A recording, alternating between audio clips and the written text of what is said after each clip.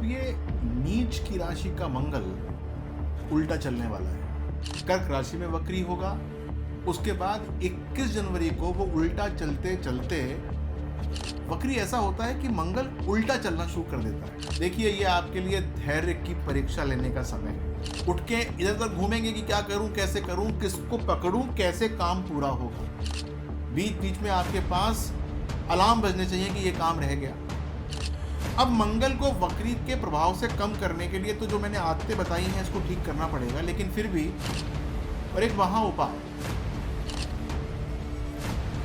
मंगल वक्री का समय चुनौतीपूर्ण हो सकता है, लेकिन यह एक आपको आत्ममंथन और विकास का अवसर देता है। नमस्कार।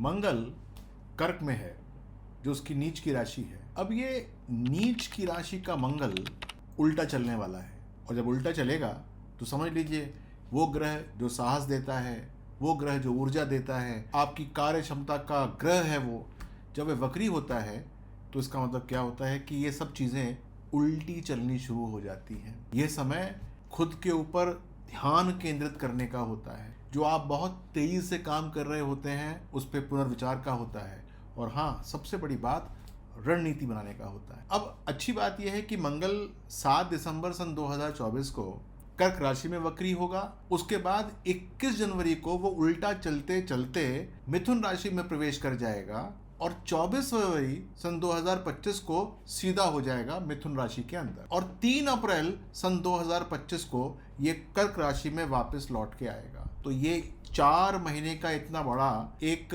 समय होगा जब मंगल उल्टे चल रहे होंगे, सीधे होंगे, लेकिन उल्टों के अंदर बहुत सारी गलतफहमी पैदा कर देंगे, प्रबंधन में समस्या पैदा कर देंगे, तकनीकी बाधाएं ला सकते हैं, और हाँ, भावनात्मक तनाव पैदा कर देंगे। यानी कि बात कुछ कही, किसी और मतलब से कही, समझी कुछ और गई, और उसका रिजल्ट कुछ और निकला। तो आइए शुरू करते हैं। सबसे पहले वक्री वक्री बहुत हम करते हैं। ये वक्री होता क्या है? वक्री ऐसा होता है कि मंगल उल्टा चलना शुरू कर देता है। अब ऐसा होता नहीं है, हमको लगता है कि मंगल उल्टा चल रहा है। मान लीजिए कि आप एक ऐसी कार में बैठे हैं जो कि बहुत तेज चल रही है, और एक स्कूटर उसके साथ जा रहा है जो कि पीछे रह गया, तो आपको लगता है कि जा रहा है पीछे। उसको हम कहते हैं वक्रीपन, जबकि वो चल तो आगे ही रहा होता है। लेकिन ऐसे में ऊर्जा हल्की हो जाती है, धीमी हो जाती है। यहाँ पर चुनौतियों का आपको सामना करना पड़ सकता है, और वो चुनौतियां क्या क्या हो सकती है मैं आपको बताता हूँ। कभी कभी संदेश या सोशल मीडिया या ईमेल से गलतफहमी हो सकती है इस दौरान। जी हाँ, गलत जा सकता है। यदि आप किसी फैक्ट्री में काम करते हैं या आपकी अपनी फैक्ट्री है तो प्रोडक्टिविटी में गिरावट आ सकती है। तो बहुत सारे काम लेने से पहले सोच के रखिएगा, ऐसा ना हो कि आपकी फिर टालने की प्रवृत्ति बन जाए। डिवाइस खराब हो जाते हैं और डेटा खो जाता है। और सबसे बड़ी बात यह है कि आत्मविश्वास में कमी आ जाती है और तनाव उसके कारण से महसूस होना शुरू हो जाता है। आइए मैं बताता हूं कि आपकी राशि के ऊपर यह प्रभाव कैसे पड़ने वाला है। ठीक करने की कोशिश कीजिएगा। सबसे पहले शुरुआत करते हैं मेष राशि से। देखिए, यह आपके लिए धैर्य की परीक्षा लेने का समय है, क्योंकि आपका तो लग्नेश होता है मंगल। यहां पर होगा क्या? मीटिंग्स भूल जाएंगे, काम पूरा होगा नहीं, डांट पड़ने लग जाएगी, या पैसे निकल जाएंगे। कुछ ऐसे संदेश भेजे होंगे व्हाट्सएप इत्यादि के ऊपर जिससे गलतफहमी पैदा हो जाएगी। इसलिए इस समय जब भी कोई संदेश भेजें, आंखें हल्की हों तो चश्मा लगा लीजिएगा, और नहीं तो उसको देख लीजिएगा कि जहां भेजना है वहीं भेज रहे हैं ना। फरवरी के बाद से चीजें अच्छी होनी शुरू हो जाएंगी, लेकिन यह समय बहुत इंपॉर्टेंट है आपके लिए, क्योंकि आपका लग्नेश जो कि गोचर में है वो वक्री हो रहा है। वृषभ राशि वालों के लिए ये ऐसा समय है जब फैसलों में देरी हो सकता है कि आप कुछ बिल भरना भूल जाएं और लाइट कट जाए, या कुछ ऐसा काम हो जाए। ऐसा भी हो सकता है कि अनजाने में कुछ ऐसी खरीदारी हो जाए ऑनलाइन जिसकी जरूरत ही नहीं थी। चीजें खोने की आदत पड़ जाएगी, इस समय परेशानी होगी। फरवरी के बाद से आपका समय भी अच्छा होगा, यानी कि वित्तीय सुधार होना शुरू हो जाएगा आपका। आइए बात करते हैं मिथुन राशि वालों के लिए। देखिए, यहां पर बोलना कुछ होगा, बोल कुछ देंगे। ऐसा हो सकता है कि सोशल मीडिया पे कुछ गलत पोस्ट कर दें, या कुछ संदेश गलत चल जाए जिसका कोई और लोग कुछ और मतलब निकालना शुरू कर दें। काम टालने की आपकी आदत तो बनेगी ही बनेगी, जिससे कि प्रोडक्टिविटी में फर्क आ जाएगा। आपका जो आत्मविश्वास है उसको आने में कुछ समय लगेगा। मार्च लग सकती है जब आपका ये आत्मविश्वास वापस लौटेगा। आइए बात करते हैं अगली राशि की, कर्क राशि की। देखिए आपके लिए ये जो समय है ये भावनात्मक चुनौतीपूर्ण समय है। यहाँ पर आपकी भावनाओं पे ठेस लगेंगी और लगेंगी आपके कारण ही, क्योंकि कुछ बोलना चाहते होंगे, कुछ बोल बैठेंगे, कुछ और समझा जाएगा।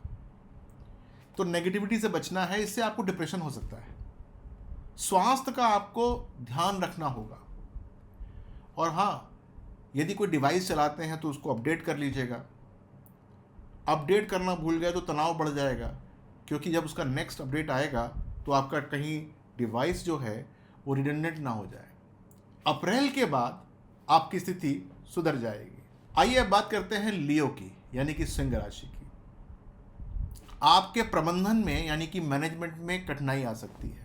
अब नौकरी करते हो या कोई बहुत बड़ा ऑर्गेनाइजेशन हो, लेकिन हर जगह चाहिए होता है मैनेजमेंट, वहाँ पर दिक्कत आ सकती है।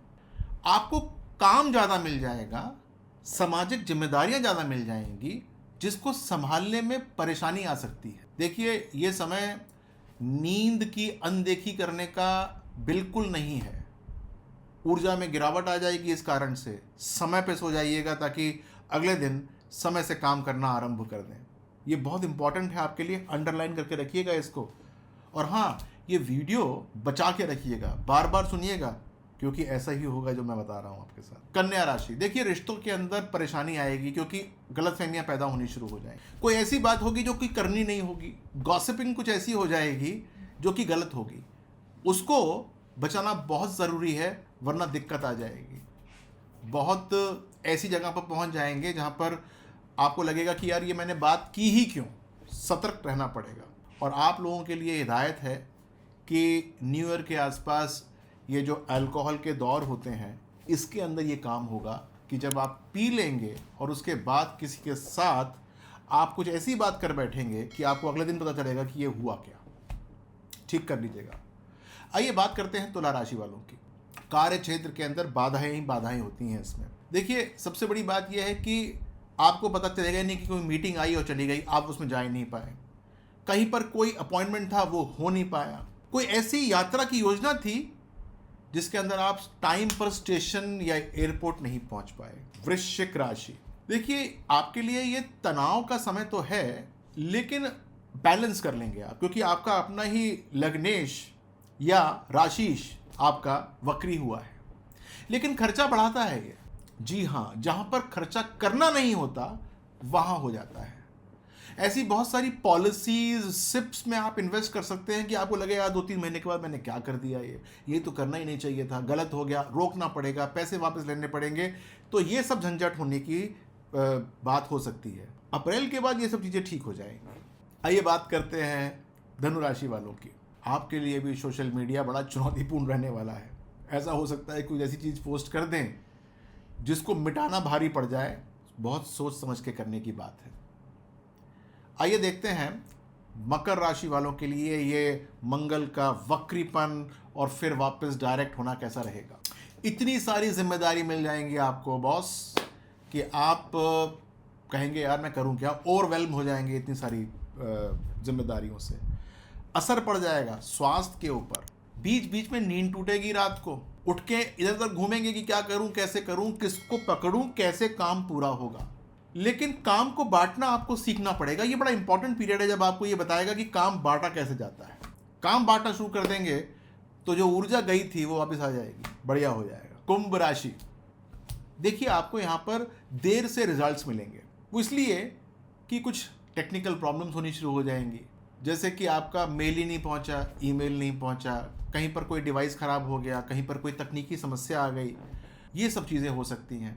मान लीजिए कि आपका कहीं अपॉइंटमेंट है और वहाँ पर उसकी सेक्रेटरी ने या उसके मैनेजमेंट ने वो अपॉइंटमेंट को डालना ही, आपकी गलती नहीं है, वो डालना ही भूल गए। आप वहाँ पहुँचे और पता लगा कि आपकी बात नहीं, ऐसे जो है वो परेशानी आएगी, लेकिन सुधर जाएगी।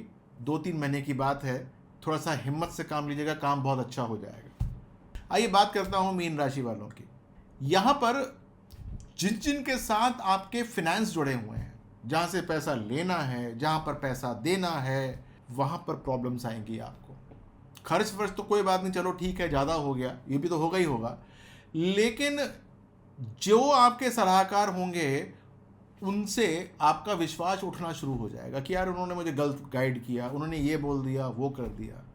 यानी कि यदि आप शेयर मार्केट इत्यादि में ट्रेड करते हैं तो बहुत सोच समझ के आपको निवेश करना है। तो ये तो थी सारी राशियों के बारे में, लेकिन थोड़ी सी बात मैं आपको बताना चाहूँगा कि मंगल के वक्री होने के समय कुछ समस्याएं सामान्य रूप से होती हैं, हर एक को होती हैं, चाहे वो राशि किसी की भी हो। सबसे पहले तो गलतफहमी होती है, उसको नोट कर लेना। ईमेल, संदेश, सोशल मीडिया पोस्ट भेजने से पहले ध्यान पूर्वक जांच लें। काम टालते हैं आप, पूरा काम करते नहीं हैं या करना भूल जाते हैं, इसलिए रिमाइंडर जरूर लगा लीजिएगा। बीच बीच में आपके पास अलार्म बजने चाहिए कि ये काम रह गया।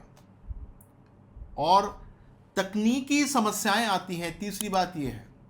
अब इसके लिए तो सबसे बड़ी बात यह है कि आपके पास आपका डेटा बैकअप होना चाहिए, चाहे वो क्लाउड पे हो, चाहे वो आपके पेन ड्राइव पे हो, चाहे कहीं पर भी हो, लेकिन होना चाहिए। ऐसा हो सकता है एक दिन कंप्यूटर स्क्रीन पे कुछ बजे, टिंग टिंग टिंग टिंग, और सब साफ हो जाए, ऐसा हो सकता है। और सबसे बड़ी बात यह है कि यहाँ पर क्योंकि इतना सारा स्ट्रेस चल रहा होता है मंगल के कारण, मंगल एनर्जी का ग्रह होता है, तो हम सही आहार नहीं ले पाते, हमको पर्याप्त नींद नहीं मिलती, हम सही प्रकार से व्यायाम नहीं करते, तो स्वास्थ्य के अंदर खराबी होना शुरू हो जाती है। अच्छा, वित्तीय समस्याएं भी आती हैं, खर्च पर नियंत्रण करना बहुत ज़रूरी है और गलत निवेश से बचना है। अब गलत निवेश प्रॉपर्टी में भी हो सकता है, ध्यान दीजिएगा। और दूसरा गलत निवेश कहाँ हो सकता है? शेयर मार्केट के अंदर, या फिर कोई ऐसी चीज़ खरीद ली जिसकी ज़रूरत ही नहीं थी। अब मंगल को वक्री के प्रभाव से कम करने के लिए तो जो मैंने आदतें बताई हैं इसको ठीक करना पड़ेगा, लेकिन फिर भी हम भगवान का सहारा ले सकते हैं। यदि आपको अपनी कुंडली के बारे में विशेष रूप से जानना हो कि इस पे मंगल का क्या प्रभाव पड़ेगा वक्री होने का, तो आप नीचे कमेंट बॉक्स में लिख दीजिएगा भाई। आजकल तो मैं ना जाने कितने कितने लोगों को बना के भेजता हूँ कि भाई आपके लिए ऐसा होगा, विशेष तौर से आपके लिए, आपकी कुंडली के हिसाब से। लेकिन फिर भी मंगल जब वक्री होता है तो हमको हनुमान जी की पूजा करनी चाहिए। कोशिश ये कीजिए कि संडेज के दिन लाल वस्त्रों का धारण करें। जी बिल्कुल।